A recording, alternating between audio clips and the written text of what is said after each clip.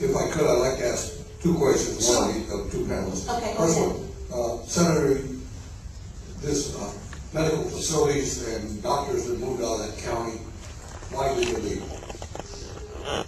Population, lack of business, but why did they leave?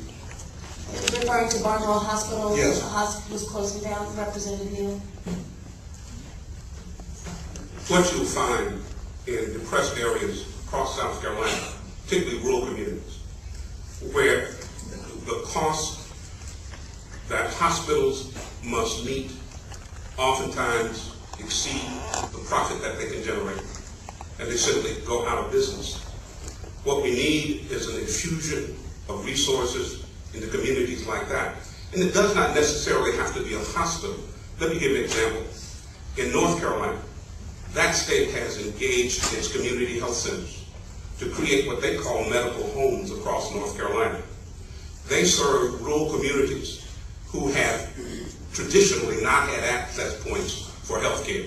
South Carolina has a number of community health facilities and organizations, but we have not created the authorizing legislation to empower them, to give them the authority and the resources to treat and support individuals in poor and rural communities.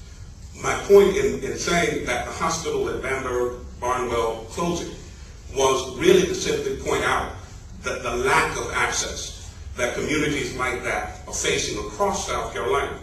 I live in Lower Richland.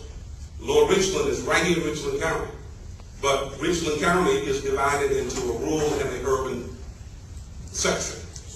And the rural areas of Lower Richland, where I live, there's not one hospital. It is a 40-mile trip for residents of Lower Richland on the lower end to get to Columbia, to a hospital. There's not an emergency room. There are problems with access everywhere.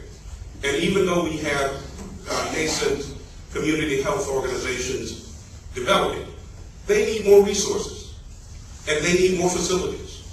And we need an ability to bring access points to communities like my own and in others that are in worse shape than we are across South Carolina. Okay. Question, sir? It sounds like it's a state legislature problem. In part, it is. Okay, thank you. And the gentleman from Harvard, these billions of dollars are coming into South Carolina under this. Where's that money coming from? Coming from the federal government. Oh, wait, where's the federal government? Your taxpayer dollars. Yes, sir, that's the point I was getting. But the Because question they is, don't make it. absolutely, the question is, does it get spent here or does it get spent elsewhere? It's going to be spent. The Affordable Care Act is the law of the land, and it's not going to be repealed. That decision's been made, and the Supreme Court's not going to overturn it. That decision's been made. So the question is, it's money that's available to the state. We're past the point of having the discussion, do we think it's a good investment on the federal level to begin with? We're talking about, these are the resources, this is what's available. Does South Carolina take its fair share?